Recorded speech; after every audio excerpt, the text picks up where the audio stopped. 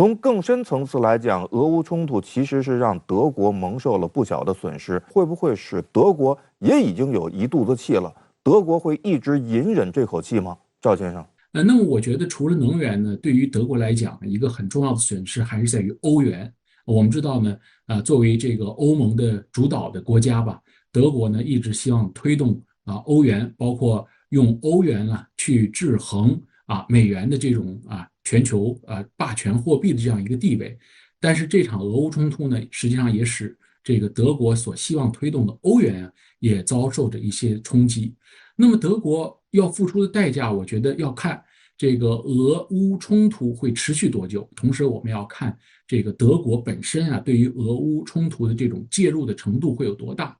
在俄乌冲突的背景之下，欧洲的经济增长已经放缓，欧元区经济在3月实际上比2月下降了0.17%。如果俄乌冲突继续，欧洲经济恐怕还会继续受到打击。欧洲国家会怎么办？那么欧洲目前可以打的牌并不是特别的多，我们刚看到欧洲央行，那么目前也拒绝采取实质性的行动来这个应对通胀。从这个目前来看呢，它仍然还有一些政策工具可以使用，包括我们知道在疫情背景下出台的7500亿复苏基金，仍然有相当的规模，可以利用。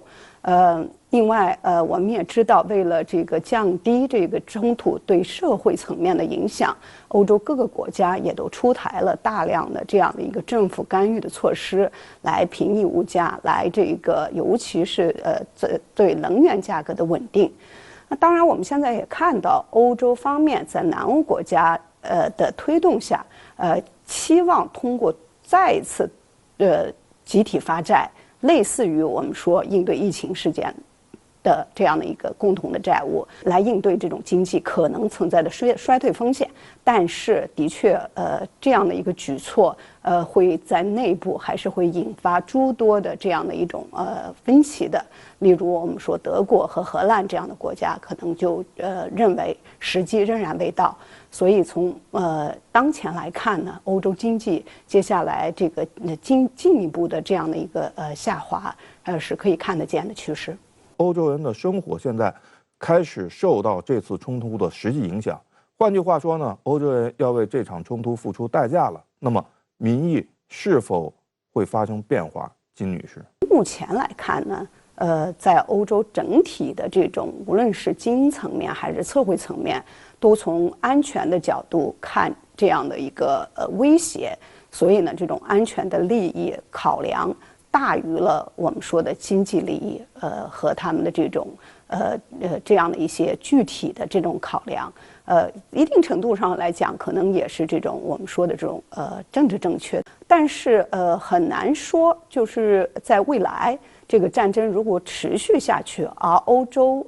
各国政府和欧盟层面如果不能有效的去应对这种冲突对经济和社会的影响的话，尤其是如果战争继续延宕，各个国家为大量的乌克兰难民所付出的这种成本的继续提升，那么我们说未来这个欧洲社会面发生这种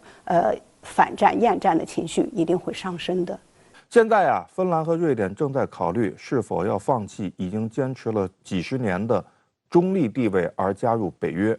那么，俄罗斯前总统、俄罗斯联邦安全会议副主席梅德韦杰夫就表示，如果芬兰和瑞典加入北约，俄罗斯将被迫加强在波罗的海的军事防御力量，包括部署核武器。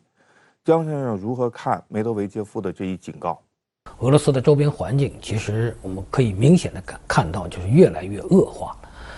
这一点应该说是过去几百年里头从未有过的一种状态，呈现在了俄罗斯的家门口。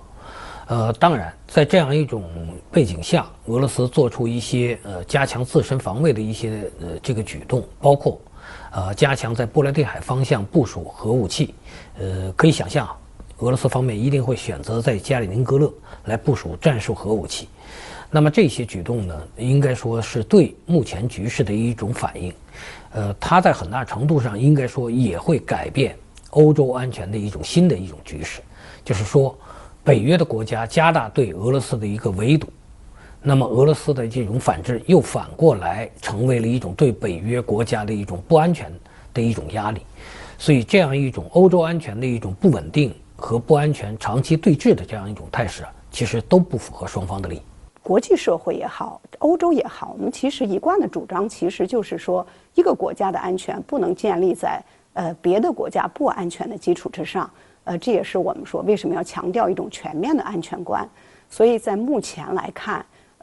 我觉得欧洲国家应该积极的推动北约在这个问题上要跳出我们常说的这种安全困境，或者说要结束在安全问题上的一种冷战思维，否则欧洲将会重回到冷战时期，在这种军事冲突的前沿，不会给任何国家带来安全。德乌外交羞辱所引发的风波还在持续发酵。在泽连斯基表示拒绝接见准备到访的德国联邦总统施泰因迈尔后，愤怒的德国民众在互联网上发起了一项运动，要求驱逐乌克兰驻德国大使。现在已经有超过16000名德国民众在这一份请愿书上签字。有民众呼吁德国应该停止向乌克兰提供经济援助和供应武器。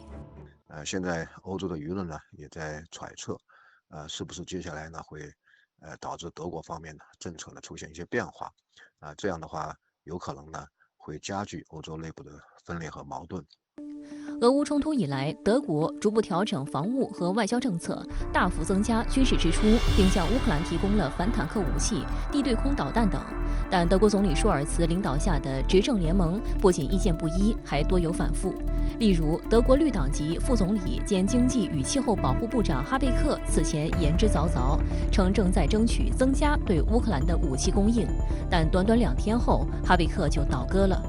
据美国政治新闻网欧洲版消息，当地时间4月14日，哈贝克改变了支持向乌克兰运送步兵战车的立场，理由是德国内部在对乌克兰介入程度的问题上存在分歧，并担心西方会因此成为俄罗斯的攻击目标。